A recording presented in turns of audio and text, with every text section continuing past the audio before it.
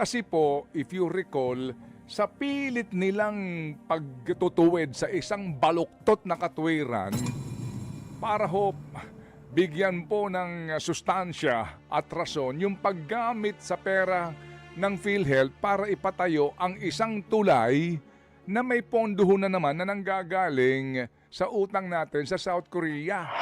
Insulto eh. Kaya nga din po, sabi nga ng Supreme Court dito sa kanila pong decision, ano? Oo, na enough is enough. Nakalaan na ho mga kapatid mismo sa provision ng batas kung saan mo dapat dalhin yung pera. Ang ginawa nila, ginamit ito para ponduhan yung mga proyekto na ninanakaw ng karamihan sa mga mandarambong sa gobyerno. Kapatid, ito nga pong desisyon ng kataas-taasang hukuman na ating pag-uusapan tungkol po dito po sa pondo ho ng Philippine Health Insurance Corporation. Habang tayo nakantabay po sa isa sa mga lumaban para po sa ating kapakanan, mismo nakipagdebate doon sa oral arguments mismo sa kataas-taasang hukuman. Alam niyo ho, sa mga abogado, usually sinasabi nila na ang court, no? Opo, kadalasan, yaang mga yan ay hindi naglalabas ng desisyon na may kasama pong emosyon. Yan. O kaya po naman, alam niyo ho, kumbaga, kung maaari po lamang, naka-focus lamang sila sa kung ano ba yung batas at ano ba ang tamang interpretasyon at ano ba ang ginagawang mga paglabag sa batas. Basically po. Pero sa ilang pong mga piling pagkakataon, naglalabas ng damdamin ang ating mga maestrado.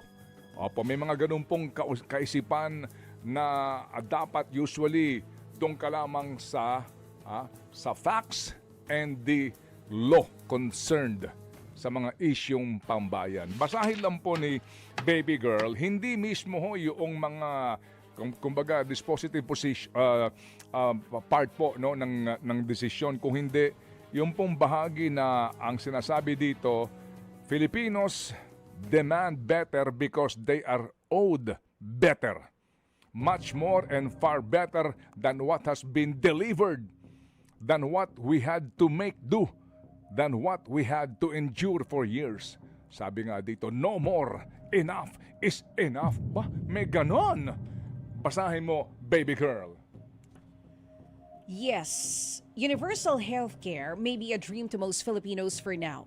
But to us, to the government, the leaders, the legislators, and most especially to PhilHealth, it is a mandate. It is a duty.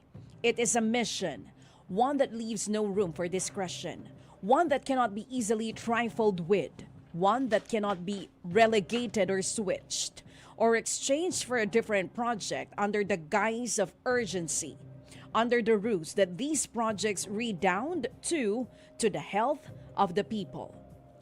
What use are the roads and the bridges, the infrastructure and the social programs and any other project for that matter, when the people meant to enjoy them are sick and dying? No, our people have waited long enough, suffered long enough, and hoped long enough. No more excuses. No more misdirection of funds and of priorities. The court will not sit idly by, not when the people look and cry to us for help, not when the Constitution charges us to be the singular, indomitable decision. Bastion of our people's rights, this court will not be deaf to the pleas of our people. We will not be blind to their plight, and we certainly will not be callous to their agony. We stand not merely to endure, but to flourish. In every heartbeat, we summon resilience. But we do not romanticize resilience while ignoring the problems that compel us to be resilient. In every breath, we inhale possibility. We reject stagnation. We embrace momentum. With health in our bodies and clarity in our minds, we rise undaunted and unbroken. Now is the time to act, not later, not in the next 10 years, now. True FM. Ganda. Ganda, naiintindihan mo ba? Hindi, pakitagalog. Pero ang ganda. Joke lang. Husay. Oo. Ganda. Kung inyo pong maaalala, nahirapan naman talaga dito si former Solgen Bernardo Guevara. No? Sa kanyang pagdidepensa po dito sa naging una sa galaw po at desisyon na ito ng mga kagalang-galang na mga miyembro po ng dalawang kapulungan ng Kongreso at maging ng Finance Department, DBM at ng Malacanang. Opo, kasi nga kitang-kita mo na doon po sa oral arguments at nang siya po ay tinatanong ng mga kagalang-galang na mga maestrado. Para bagang no choice siya siguro at that time. Pero mamaya, pag-uusapan natin itong sinasabi ng Presidential Communications Office, no, na ito daw po'y pag-aaralan pa daw ng Solgen para po sa sinasabing motion for reconsideration. Mamaya, tutunghayan po natin yung issue niyan. Dito ho kasi sinasabi ho ng mga ng ponente na aanhin mo pa ang mga tulay na yan o mga kalsadang yan kung may sakit at naghihingalo na ang inyong mga mamamayan. Kasi po, if you recall, sa pilit nilang pagtutuwid sa isang baluktot na katwiran para ho bigyan po ng sustansya at rason yung paggamit sa pera ng PhilHealth para ipatayo ang isang tulay na may pondoho na naman na nanggagaling sa utang natin sa South Korea. At nandoon ang ikinakatwiran daw ay pakikinabangan po ang tulay na ito para ihatid yung mga pasyente sa mga ospital. Hindi ba masyado na namang di ba, pilipit na gusto ho nilang ituwid?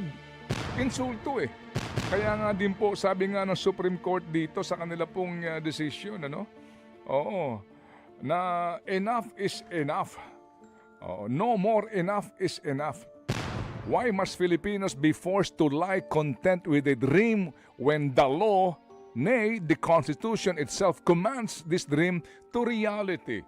Alright, sa Ligang Batas Plus yung pong mga provision mismo ng batas mga kapatid kung saan ba dapat inilalaan ang pondo. Para bagang kontrata lang. Para bagang contractual obligation lang. Na kailangan matupad. Na kailangan sundin. So, ang kontrata ng gobyerno sa bayan sa pamamagitan po ng konstitusyon at kaukulang mga Republic Act. Kung ating maaalala mga kapatid, ano ba mga batas ang pinanggagalingan po ng dagdag na tulong para po sa pagpopondo sa Philippine Health Insurance Corporation? Anong mga batas po ito? Ito pong batas na nagpapataw ng karagdagang buwis para po sa mga matatamis na pagkain at inumin. Klarong-klaro po dito, ilang porsyento ang dapat na inilalaan sa PhilHealth. Ano pa? Ito pong pagdadagdag, ngayon di ho ba napakamahal na po mga kapatid ng alak. Dahil nga din po, ito po ay excise tax on alcohol products. Ito po yung sinasabing sin tax law.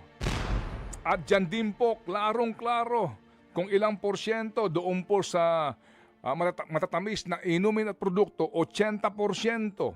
Sa alcohol products, 80%. Sa tobacco products, ganun din po. Klarong-klaro din po kung magkano ang dapat na inilalaan para po sa PhilHealth over and above sa subsidiya pa ng gobyerno.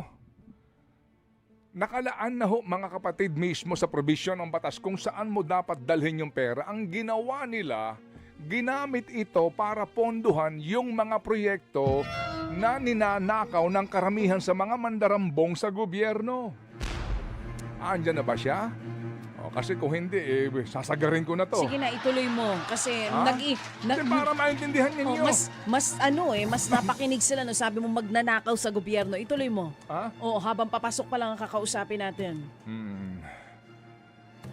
Yung pong mga manggagawa at mga professional, mga kapatid, na nasa nagbibigay po ng serbisyong medikal, serbisyong pangkalusugan sa mga Pilipino. Sinasabi nga po nila Sa totoo lang, maliban sa 60 billion na kinalikot nila, na ginamit ho nila para ponduhan yung mga unprogrammed appropriations na napunta po sa mga proyekto ng DPWH na iyan, meron pa pong utang ang gobyerno magmula 2023 sa PhilHealth na, na umaabot sa halagang 255 billion pesos. At ngayong nga pong 2026, sa pagkakwenta po nila, ang dapat na appropriations ng gobyerno ay 147 billion sa pambansang budget for PhilHealth kasi ito po yung sinasabi na projection sa nakukuhang buwis dito po sa ipinasa ng Kongreso ng mga panukalang batas na ito na nagpapataw ng malalaki pong bayarin sa buwis sa sinasabing sin products at maging matatamis na inumin at pagkain. Laging ikinakatwiran nila para sa kalusugan ng mga Pilipino na hindi po naman nangyari sa kakagawan ng mga taong ito. Ginagalit niyo si Chacha lunes na lunes eh. Naalala ko tuloy, Okay, sige. nung lumabas pa lang yung kautusan at paulit-ulit mong sinasabi dito na unconstitutional yung gagawin nila. At ang dami rin nagsasabi na hindi nga nila dapat gawin pero tinuloy pa rin naman nila. Tapos eto tayo ngayon. Sige, so mamaya natin po tutunghayan Ay, nako. yung official statement po ng mga may pakana nito. Yun na nga. Nagkakanya-kanya ho sila ngayong Poncio Pilato. Oo. Andyan na ba Hugas siya? ng kamay. Wala pa rin. Baka naghugas din ng kamay. Oo. Hindi, baka naghihilamos na. Ganun talaga sa panahong ito. Lalo nitong weekend, paglabas ng desisyon, dumami ang naghugas kamay. Hindi ba? At saka may mga, Na mga tipong sinusunod lang namin kung ano nasa saad sa konstitusyon, mga ganyan. At saka matindi pa dito yung naglabas ng statement na mag-ibabalik ng Pangulo yung susundin ng kautusan pero kanino rin naman galing yung pera.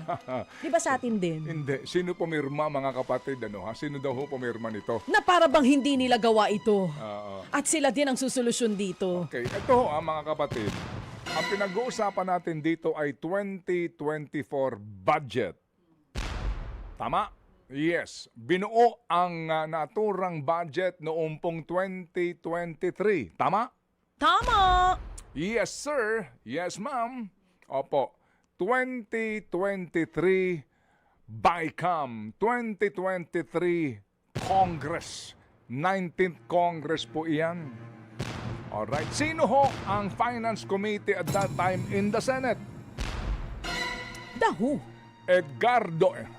Sani Angara.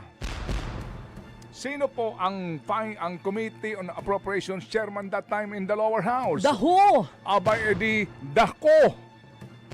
Zaldi ko. Dasaldi mo. Oo, Zaldi yung lahat. Okay. Sino po that time ang Finance Secretary? Dahu. Da Benjokno. Uy. Sino po ang Budget Secretary? Dahu. Di Amena Pangandaman. Guys! May budget na tayo, guys! Oo. Sino po that time si Ralph Recto? Dahu. Da pirma di BICAM report. Ralph Recto bilang miyembro po ng BICAM as member of Congress during the 19th Congress in the lower house. Sino-sino pong pumirma sa BICAM report na ito? Pero ang tanong, Mahaba-haba na. sinong pumirma ng final budget? Correct ka dyan. Sige, Sino mamaya. pumirma ng final Opo. budget? Mamaya po. Sige, Dahil ito ito ho na. ngayon mga kapatid.